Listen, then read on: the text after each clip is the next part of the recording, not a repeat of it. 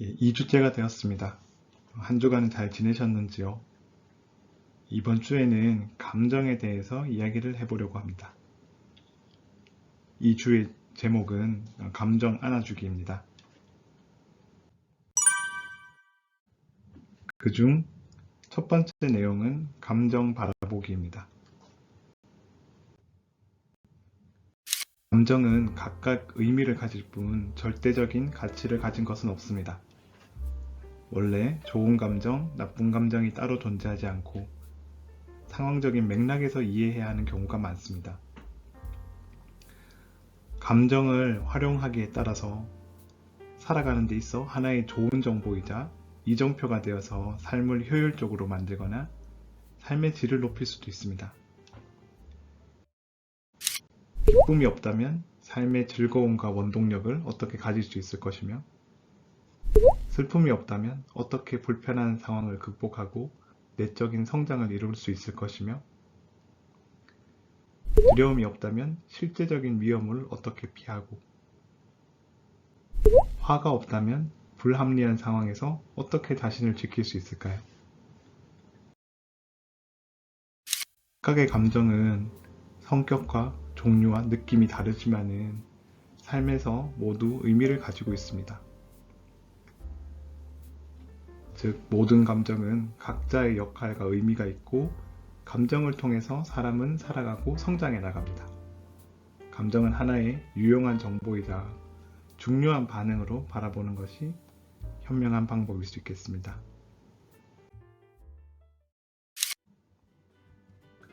리사 펠드먼 베르 교수의 구성된 감정 이론에 따르면 특정 감정은 타고나는 것이 아니라 과거 경험이나 감각, 사회적인 필요성 등을 통해서 구성될 수 있음을 시사합니다.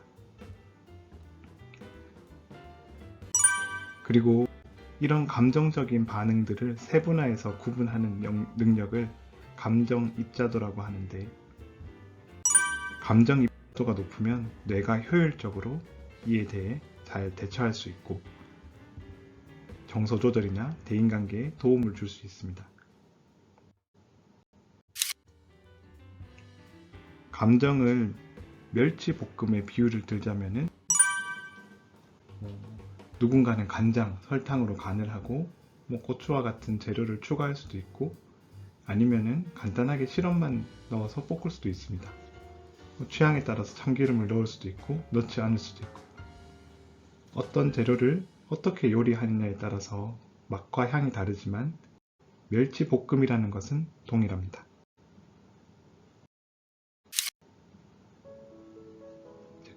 감정 반응도 사람에 따라서 다양하게 존재할 수 있습니다.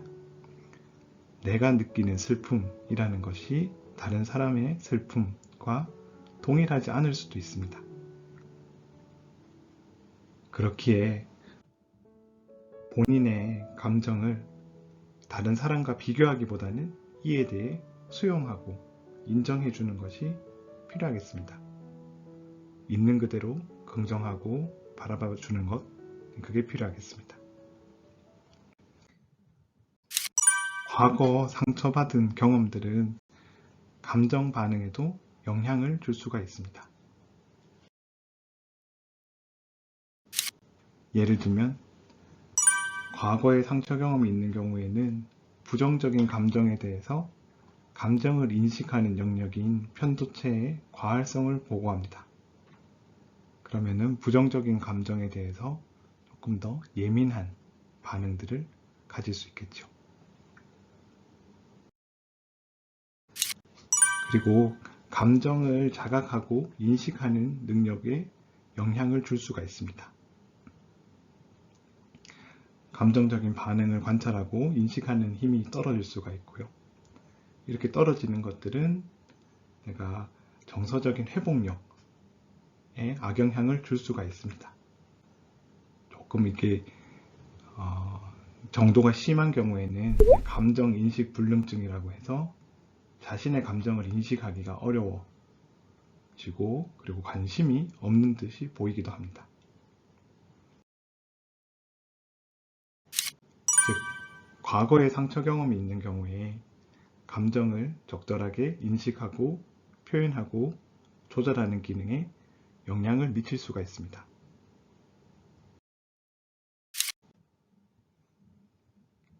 이 같은 감정 표현의 어려움, 그리고 감정적인 과거의 상처 경험, 예를 들어서 본인이 감정을 표현했을 때 좋지 않은 경험을 했는 경우, 혹은 감정적이어서는 안 된다는 사회적인 분위기나 교육, 그리고 감정적인 반응을 바라보는 힘이 조금 약한 경우에 나타날 수가 있습니다. 이런 감정적인 단절은 정신건강에 악영향을 줄 수가 있는데요. 하지만은 감정을 인식하고 잘 처리하려는 노력을 통해 가지고 도움을 얻을 수도 있습니다.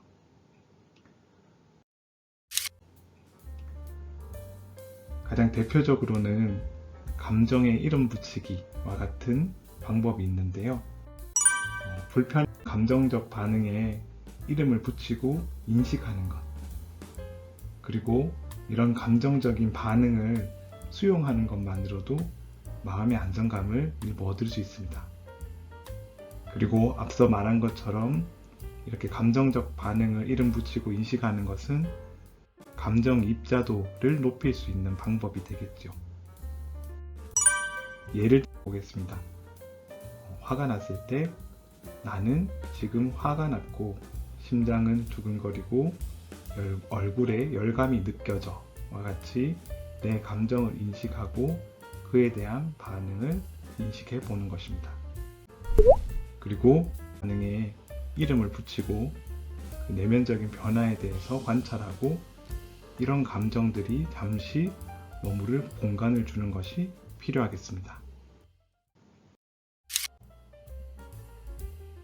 네, 조금 덧붙여서 설명드릴 건데요. 감정에 이름을 붙여보는 것입니다. 이는 긍정적이든 부정적이든 간에 자연스럽게 떠오르는 감정에 대해서 관심을 가지는 것입니다.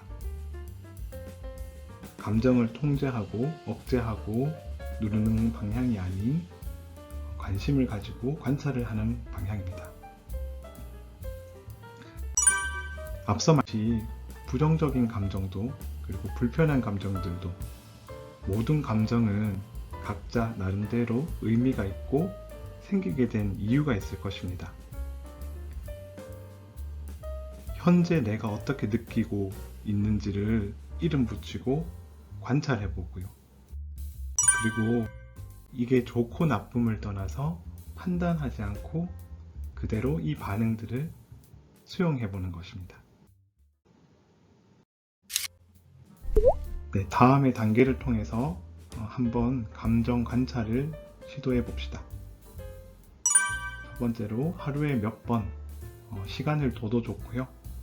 아니면은 내가 감정적인 변화가 생기는 순간을 관찰해 봐도 좋습니다. 그렇게 하루에 나의 감정을 살펴보는 겁니다. 지금 내 감정은 어떤지, 내 느낌은 어떤지 여기에 관심을 두고 한번 천천히 살펴보는 것입니다. 두 번째로는 감정에 따르는 반응을 느끼고 인식해 보는 것입니다. 대부분 감정 반응은 신체적인 반응을 동반하게 됩니다. 그런 감정적인 반응에 동반되는 신체적인 감각을 인식해 보는 것입니다. 세 번째는 이런 감정 반응에 대해서 이름을 붙여보는 것입니다. 때로는 이름을 붙이는 것만으로 마음을 좀 더 잘 이해할 수 있습니다. 앞서 말씀드린 감정 입자도와 같이 내가 지금 어떤 감정 상태인가를 인식하는 것만으로도 내가 어떤 것을 원하고 있는지, 내 지금 마음 상태가 어떤지를 살피는데 유용할 수 있습니다. 예를 들면 그냥 열받네 이렇게 하는 것보다 질투심이 나 라고 표현을 한다면은 내가 누군가한테 질투하는 느낌이 들어서 이런 감정의 변화가 생겼다 누군가를 부러워하고 있구나. 이렇게 내가 이해를 할 수가 있죠. 예를 들어서 내가 되는 일이 없네. 이렇게 생각이 든다면은 내가 지금 버스를 놓쳐서 짜증이 났구나. 이렇게 조금 더 상황에 대한 이해, 내 마음 상태에 대한 이해를 높일 수가 있습니다.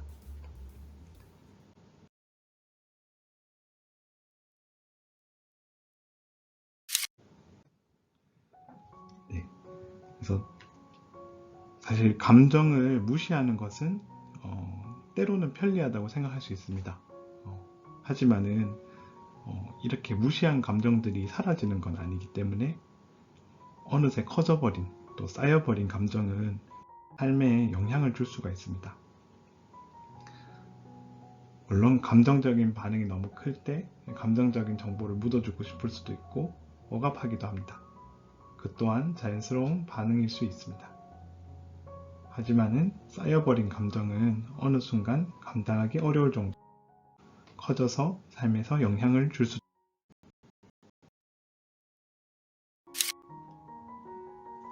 저는 쌓여버린 감정을 설명할 때 풀지 않은 이삿짐으로 설명을 하기도 하는데요. 실제로 이삿짐을 옮겼을 때 그냥 박스채로 해서 이게 풀기가 너무 감당이 안 되니까 방에 그냥 쌓아두잖아요. 근데 이거를 어떻게든 열어서 풀어서 뭔가 해결을 하지 않으면은 이 방 자체를 못 쓰게 되고 집에도 영향을 미치게 됩니다. 내 마음 속에도 처리되지 않고 쌓여있는 감정들이 점점 더 쌓여갈 때 내 삶에도 영향을 줄 수가 있습니다. 그리고 어느 순간에는 감당하지 못해 이런 것들이 쏟아져 나올지 모릅니다. 그래서 평소에 내 감정에 대해서 관심을 가지고 인식해보는 노력을 하는 것이 중요하겠습니다. 네, 이번 시간에 해당하는 숙제인데요. 지내면 하루 한 번 이상은 내가 감정적인 반응이 들 때 어떤 감정인지 이름 붙여봅니다. 이게 익숙하지 않을 수 있고 내가 반응들이 어떻게 이름 붙여야 될지 잘 모르는 경우들도 많이 있을 거거든요. 그러면 오른쪽에 이런 예시들이 있으니까 이 예시들에서 한번 찾아보는 겁니다. 그리고 같이 동반해서 이런 감정 반응들이 나타날 때 내가 신체적으로, 감각적으로 어떻게 느끼는지 한번 관찰해 봅시다. 관찰했을 때 또 어떤 변화가 나타나는지, 실제로 내 마음을 이해하는 데 조금 더 도움이 되는지 그것도 한번 관찰해 보면 좋겠습니다. 네. 지금 영상은 이걸로 마무리하겠습니다. 2주 영상 한 가지가 더 남았으니까요. 그거까지 마저 잘 들어주시기를 바라겠습니다.